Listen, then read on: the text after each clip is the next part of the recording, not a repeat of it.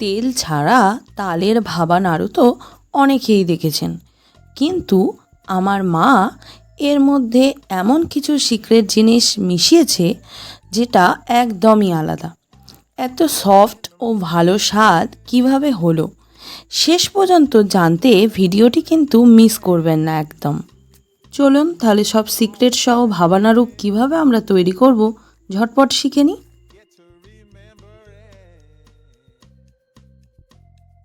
প্রথমেই মা নিয়ে নিয়েছে 1 বাটি ময়দা। এই ময়দাটাকে এবার শুকনো কড়াইতে দিয়ে দিতে হবে। তারপর ওই সেম বাটির মাপে দিয়ে দেবো 1 বাটি সুজি। এবার এই সুজি এবং ময়দাকে শুকনো কড়াইতে ভালোভাবে ভাজা ভাজা করে নিতে হবে, যাতে কাঁচা গন্ধটা চলে যায়। ভাজার সময় দেখবেন কিছুক্ষণ পর একটা সুন্দর গন্ধ বেরোচ্ছে এই ময়দা আর সুজি ভাজার। একদম লাল করে কিন্তু ভাজবেন না, ওই গন্ধ বেরোনো পর্যন্তই কিন্তু ভাজবেন, তারপরে এইগুলোকে নামিয়ে নেবেন। তারপর সেম বাটি মাপে নিয়ে নেওয়া হয়েছে 1 বাটি তালের পাল্প।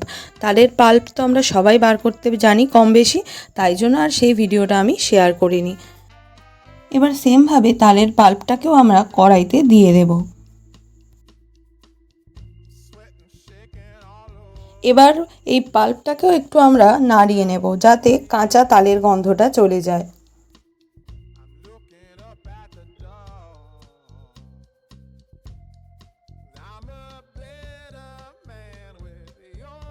তারপর ওই সেম বাটিটার মাপে 1 বাটি চিনি নিয়ে নেব, যেটা তালের সাথে অ্যাড করে দেব। এবার তাল ও চিনিটাকে ভালো করে মিশিয়ে নেব, যাতে চিনিটা গলে তালের সাথে মিশে যায়। তালের এই মিষ্টি ভাবটাকে আরও এনহ্যান্স করার জন্য দিয়ে দিলাম 1/2 চামচ নুন। এই সব পর্যায়গুলোই কিন্তু গ্যাসের ফ্লেমটাকে একদম লো রাখবেন। একটা কড়াইতে দিয়ে দিলাম 1 চামচ মৌরি। এবার লো ফ্লেমে মৌরিটাকে একটু ড্রাই রোস্ট করে নেব। ড্রাই রোস্ট করা মৌরিগুলোকে আমি বেলন চাকির সাহায্যে গুঁড়ো করে নেব। এবার দেখুন ড্রাই রোস্ট করা মৌরির গুঁড়োগুলোকে তালের পাল্পের মধ্যে অ্যাড করে দেওয়া হয়েছে। এবার সেই তালের পাল্পের মধ্যে আমরা দিয়ে দিলাম ময়দা ও সুজির ভেজে রাখা মিক্সটা।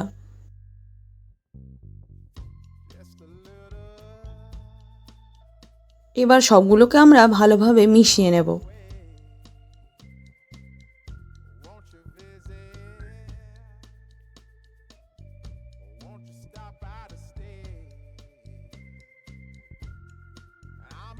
দেখুন সবগুলো উপকরণ কিন্তু আমাদের ভালো করে মিশিয়ে নেওয়া হয়ে গেছে। দেখুন এবার ওই মেজারমেন্ট বাটিটার মাপেই নিয়ে নিয়েছি 1 বাটি নারকেল কোড়া।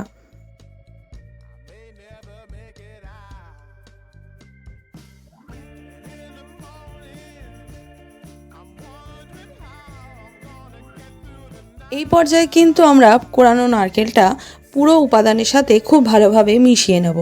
এই পর্যায়ে গ্যাসের ফ্লেমটাকে একদম লোতে রাখবেন, এবং না হলে বন্ধ করে প্রথমে মিশিয়ে নেবেন, তারপরে আবার গ্যাসের ফ্লেমটাকে লো করে চালু করতে পারেন।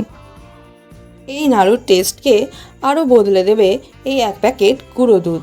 দিয়ে দিলাম 1 প্যাকেট গুঁড়ো দুধ। এটাকেও সব উপকরণের সাথে ভালোভাবে মিশিয়ে নেব।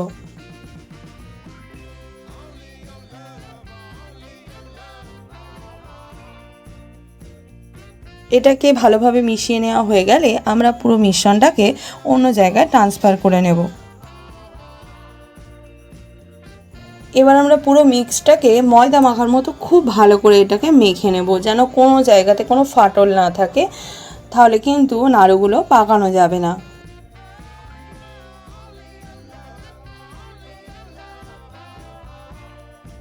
দেখুন এটা পুরো মাখা হয়ে গেছে। মাখার পরে একটা মণ্ড হয়ে গিয়েছে, এবং মণ্ডটি পুরো এই রকম অবস্থায় চলে আসবে।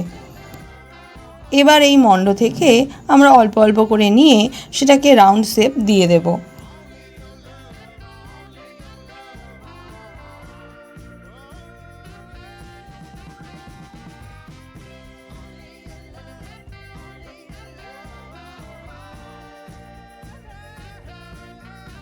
দেখুন পুরো মণ্ডটা থেকে আমরা সবগুলো রাউন্ড শেপ দিয়ে দিয়েছি।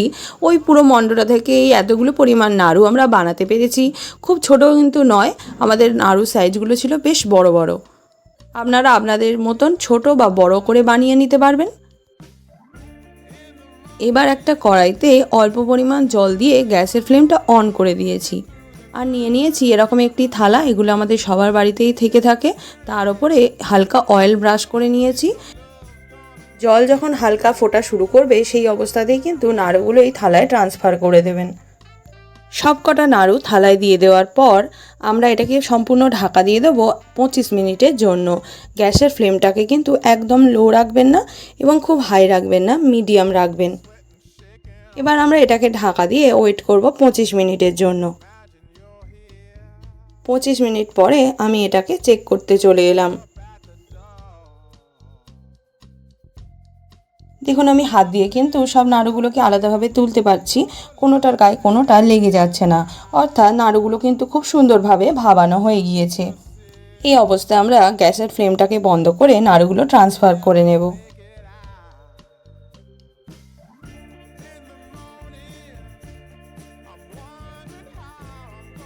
দেখুন তৈরি করা নাড়ুগুলো আমাদের কত সুন্দর ও সফট হয়েছে।